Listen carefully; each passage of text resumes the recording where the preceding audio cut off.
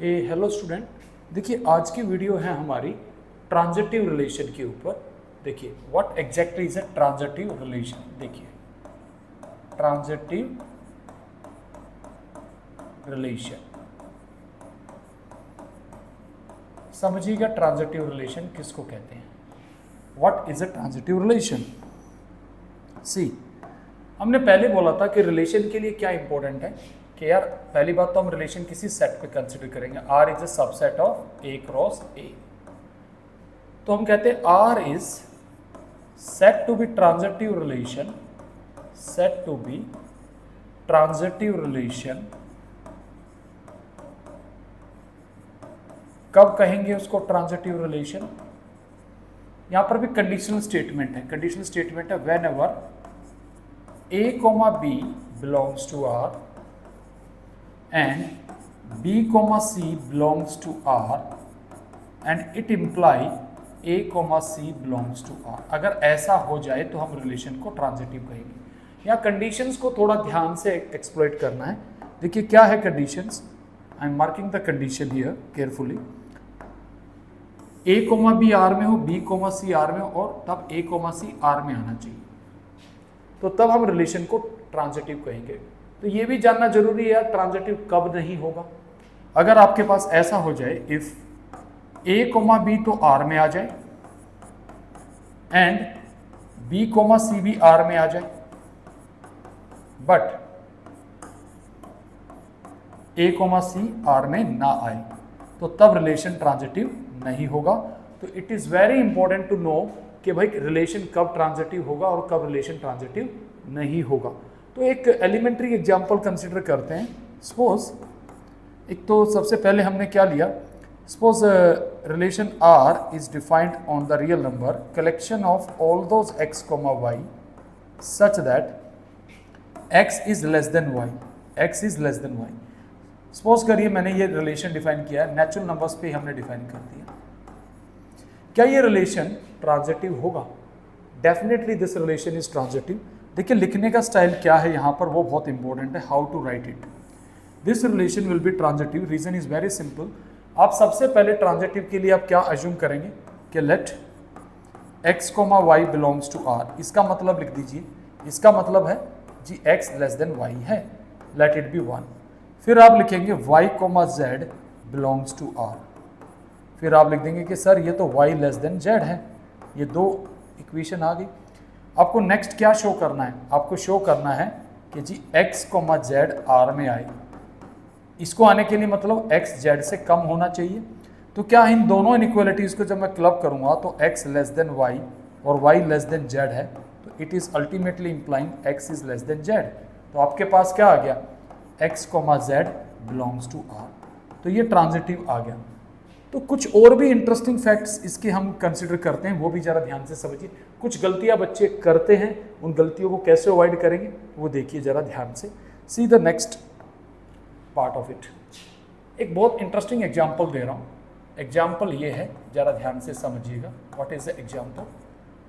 Suppose मेरे पास set ए दे रखा है 1 2 3। हमने रिलेशन आर ये डिफाइन किया 1,2।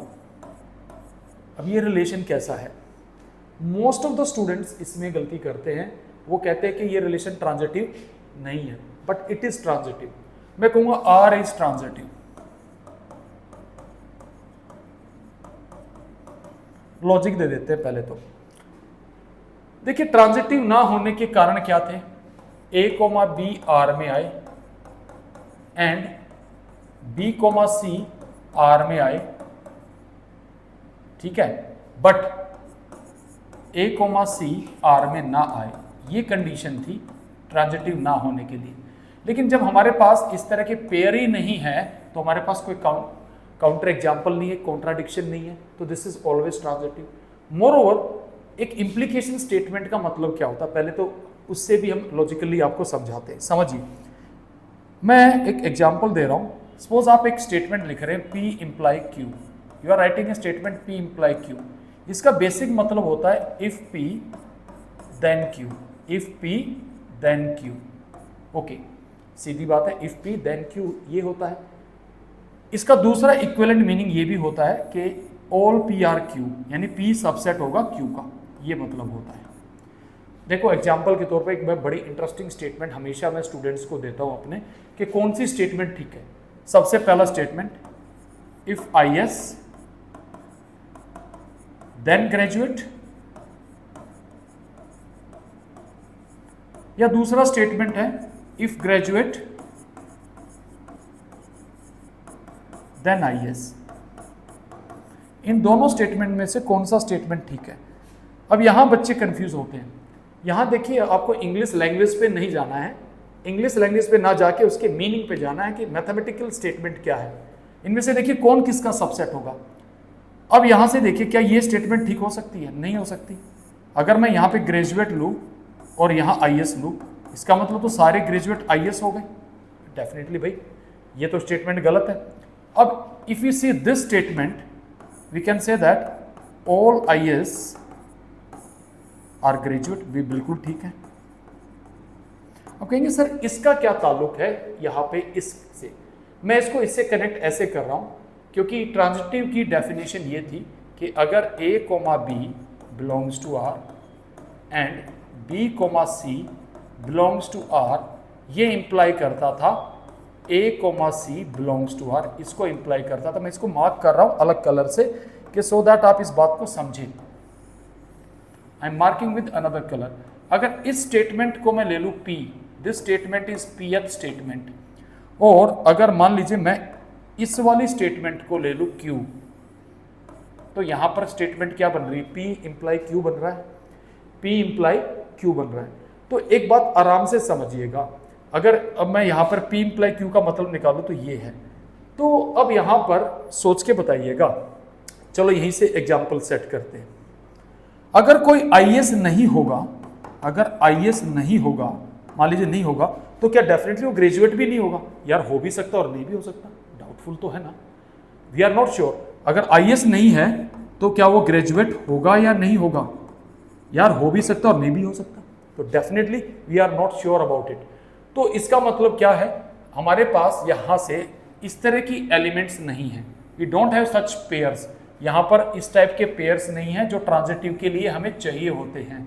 तो क्या मैं सर्टेनली कह सकता हूं ट्रांजिटिव नहीं होगा? नहीं, definitely it is transitive. Reason is, क्योंकि आप मान के चलिए अगर आपके पास सबसेट नहीं होगा तो यार सुपरसेट तो हमेशा ही रहेगा। आप बताइए, ये चीज नहीं है तो ये तो हमारे पास हमेशा रहेगी। तो ये इसके पीछे लॉजिक है। तो please try to understand that अगर हमारे पास ट्रांजिटिव वाले पेयर नहीं है, ट्रांजिटिव वाले पेयर नहीं है, तो the relation is always transitive. We are not getting any contradiction. ये लॉजिकल इक्विवेलेंस था इफ P देन Q से, अगर ध्यान से समझे तो। यहां मैंने क्या एग्जांपल दिया, अगर ये P है सबसेट और ये Q क्या है? सुपरसेट।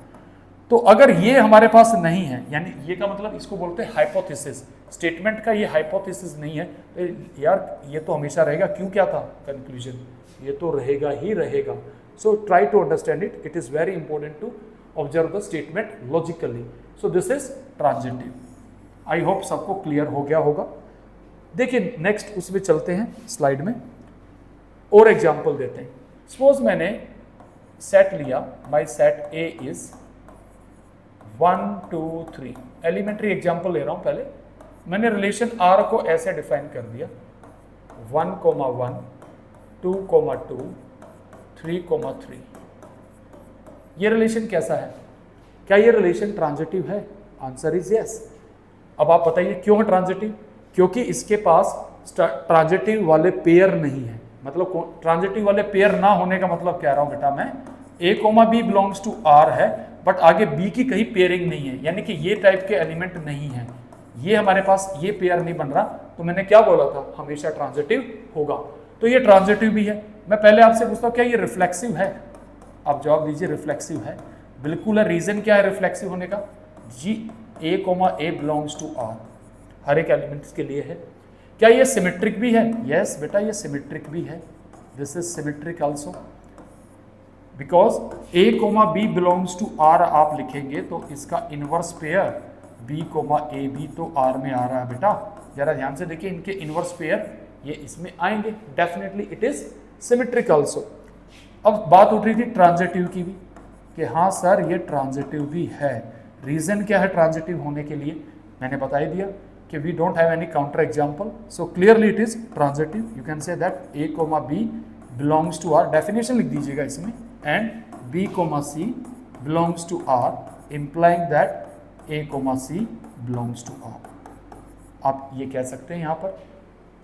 तो दिस रिलेशन इज अगर ऐसा कोई रिलेशन जो रिफ्लेक्सिव भी हो, सिमेट्रिक भी हो, ट्रांजिटिव भी हो, उस रिलेशन को हम एक नया नाम देते हैं, we call that as equivalence relation. क्या कहते हैं बेटा उसको हम? Equivalence relation. तो किसी रिलेशन को इक्विवेलेंस रिलेशन होने के लिए क्या होना पड़ेगा? नंबर 1, उसको रिफ्लेक्सिव होना पड़ेगा, the relation has to be reflexive. Number 2, और उसको क्या होना पड़ेगा? उसको सिमेट्रिक भी होना पड़ेगा, relation has to be symmetric. Number 3, उसको ट्रांजिटिव भी होना पड़ेगा, उसको ट्रांजिटिव भी होना पड़ेगा। तो ये इक्विवेलेंस रिलेशन की डेफिनेशन है। आई होप ये आपको समझ में आया होगा। So let us move on, कुछ और एग्जाम्पल ट्राई करते हैं यार। देखिए मैंने एग्जाम्पल में दे रहा हूं आपके सामने। नंबर 1, मैंने रिलेशन आर ऐसे लिखा, collection of all those x comma y such that, ये मैंने पहले भी दिया था प्रीवियस क्लास में, 1 + xy more than 0, x and y belongs to r। r stand means real numbers. मैंने क्या बोला था? ये क्या है भाई? रियल नंबर्स का सेट है। So this r stand for real numbers. I am writing here real numbers. अब हमें चेक करना है, is this relation is equivalence relation. हम चेक करते हैं क्या ये रिलेशन इक्विवेलेंस रिलेशन होगा। We are checking for equivalence relation. What do you mean by equivalence relation? यार हम सारे चेक करेंगे, अगर ये रिफ्लेक्सिव, सिमेट्रिक और ट्रांजिटिव हो गया तो रिलेशन इक्विवेलेंस हो जाएगा। तो सबसे पहले हम स्टार्ट कर रहे हैं रिफ्लेक्सिव से। हमने प्रीवियस वीडियो में भी आपको बताया था कि हम कैसे चेक कर रहे थे। रिफ्लेक्सिव के लिए चेक करने का सिंपल तरीका है, you will be writing x, x belongs to r। इसको वैलिडेट करने का तरीका क्या है? इसी डेफिनेशन में y की जगह x रख दीजिए, तो क्या आएगा? 1 + x²। अब मुझे बताइए, sum of 2 positive number is always positive, so this is always true. जी बिल्कुल होगा। It is true for all x belongs to the real number. देखिए ये उल्टे ए का हम क्या पढ़ते हैं, अगर नहीं पता है तो बच्चों इसका मतलब होता है for all, this stand for all. Okay, next आता है आपके पास, क्या ये रिलेशन सिमेट्रिक भी होगा? जी चेक करते हैं क्या ये रिलेशन सिमेट्रिक होगा या नहीं होगा। तो सिमेट्रिक के लिए क्या कंडीशन है यार? हम ऐसे लेके चलते हैं कि हमने x, y belongs to r ले लिया। यार इसका मतलब बता दो क्या होता है। यहाँ रिलेशन में आने के लिए क्या कंडीशन है? x, y r में आने के लिए कंडीशन है कि 1 + xy पॉजिटिव होना चाहिए। तो यानी हमने मान लिया कि जी 1 + xy पॉजिटिव है। अब मुझे बताइए, we know that x × y is equals to y × x, so we can write this as 1 + y × x is positive, so this will imply we can say that y, x belongs to r, so clearly the relation r is symmetric also. अब हमें देखना है क्या ये transitive होगा। अब transitive के लिए यहाँ थोड़ा सा दिमाग लगाना पड़ेगा। Is this relation is transitive? Certainly it is not transitive. Reason बता रहा हूँ, ध्यान से समझना। I am giving counter example. अगर ट्रांजिटिव नहीं होगा तो काउंटर एग्जाम्पल होना चाहिए। जरा ध्यान से देखिएगा। सी 1, -1/2 क्या रिलेशन r में है? चेक करते हैं। इसका मतलब आएगा 1 - 1/2 that is equals to 1/2। This is positive, r में है, डेफिनेटली है। -1/2, -1 क्या ये r में है? बिल्कुल है sir. Reason is very simple, इन दोनों का प्रोडक्ट क्या आएगा? 1/2, दिस इज 3/2 मोर देन 0। तो अगर ऐसा है तो देन क्या 1, -1 r में है? मैं कह रहा हूं this is not in the r। Reason is very simple, because 1 + -1 × 1 that is 0 and 0 can not be more than 0। So clearly transitive नहीं होने की वजह से ये रिलेशन हमारा इक्विवेलेंस रिलेशन नहीं है। Relation is reflexive, symmetric, but it is not transitive. So I hope student आपको ये समझ में आया होगा that how we are handling such type of problems. Let us consider one more example. देखिए, suppose the problem is, let R be a relation collection of all those x comma y such that mod x minus y is divisible by 4 where x and y belongs to integers. The question is prove that this relation is equivalence relation. हमें क्या prove करना है? Prove that R is an equivalence relation. Is an equivalence relation. ये हमें prove करना है. अब यहां समझने वाली बात क्या है, पहले आराम से समझिएगा. क्वेश्चन में रिलेशन किस पे डिफाइन है? इंटीजर्स पे. So it is a subset of z cross z. कोई भी number that is mod x minus y divisible by 4 होने का मतलब क्या हो गया? तो डेफिनेटली ये 4 की टेबल में आएगा, मल्टीपल ऑफ 4. तो इस स्टेटमेंट को हम रीराइट कर सकते हैं कि जी मोड x माइनस वाई जो नंबर आएगा वो 4 के टाइप का आएगा. इट हैज टू बी 4 के type and k is natural number. कोई भी नेचुरल नंबर या you can say that whole number होगा. तो हमें इसको अब प्रूव करना है, ये रिफ्लेक्सिव, सिमेट्रिक एंड ट्रांजिटिव होना चाहिए. तो देखिए रिफ्लेक्सिव के लिए हम क्या करेंगे? रिफ्लेक्सिव चेक करना बड़ा आसान है, ध्यान से समझिएगा. How will handle this? x comma x belongs to r. क्या होगा जी? यस, डेफिनेटली होगा. Reason is because mod x minus x, यहाँ पे इनका डिफरेंस ले लीजिए, कितना आ गया? 0. 0 is a multiple of every number. 0 is a multiple of 4 as well. So clearly it is reflexive. And this is true for all x belongs to the integer. Okay. Next हमें check करना है क्या ये relation symmetric होगा? क्या ये relation symmetric होगा? तो सिमेट्रिक के लिए क्या कंडीशन है यार? आप x, y r में ले लीजिए. आपने x, y r में लिया तो इसका मतलब क्या आ गया? मोड x माइनस वाई 4 के टाइप का नंबर, यानी कि 4 का मल्टीपल है. तो आपको दिखाना क्या है? आपको y, x r में आना चाहिए, ये दिखाना है. इसका मतलब क्या होगा? अब मुझे एक और चीज बताइए. Mod x minus y is same as mod y minus x. So we can say that from this it is same as modulus of y minus x. तो यार इन दोनों बातों को क्लब करोगे तो क्या आएगा? यानी कि, और ये हमें दिखाने के लिए क्या दिखाना होगा? Mode y minus x must be 4k. तो वो तो आ गया. तो डायरेक्टली आप ऐसे लिख सकते हैं कि mod x minus y is equals to 4k, implying that mod y minus x is equals to 4k. So clearly you can say that. देखो आराम से आप कह सकते हैं कि जी y, x belongs to r आ गया. नेक्स्ट आपको दिखाना है ट्रांजिटिव. तो देखिए ट्रांजिटिव हम कैसे दिखाएंगे, जरा ध्यान से देखिएगा. ट्रांजिटिव के लिए हमें क्या करना होगा? हमने x, y को r में ले लिया. इसका मतलब क्या आ जाएगा यार? मोड x माइनस वाई किस टाइप का नंबर आएगा? सम 4k1 टाइप का. मोड हटाएंगे तो x माइनस वाई क्या आ जाएगा यार? Plus minus 4k1. Late it be the equation 1. I hope ये स्टेप सबको क्लियर है. अगला स्टेप देखिएगा. अब दूसरा पेयर मुझे क्या लेना पड़ेगा? y, z belongs to r. यार इसका मतलब क्या आ जाएगा? Modulus of y minus z, ये भी 4k टाइप का होगा. मैंने मान लिया ये 4k2 टाइप का है. मॉडुलस हटेगा तो क्या आएगा यार? Plus minus 4k2. हमें दिखाना क्या है यहाँ पे? What we need to show? हमें शो करना है to show x, z belongs to r. और ऐसा दिखाने के लिए मुझे ये दिखाना होगा मोड x माइनस z कुछ 4k टाइप का नंबर आएगा. ये हमारे पास सेकेंड इक्वेशन है. जरा ध्यान से देखिएगा, मैं हाईलाइट कर रहा हूँ इक्वेशंस को कि सो दैट आपको क्लियरली नजर आए. एक तो ये इक्वेशन है और दूसरा इक्वेशन ये है. क्या कर सकते हैं? इन दोनों को ऐड कर लीजिए. इन दोनों को अगर मैं ऐड करता हूँ, ऐड 1 प्लस 2, तो क्या आएगा? x minus z plus y minus z plus minus 4k1 plus minus 4k2. यार आपके पास यहाँ से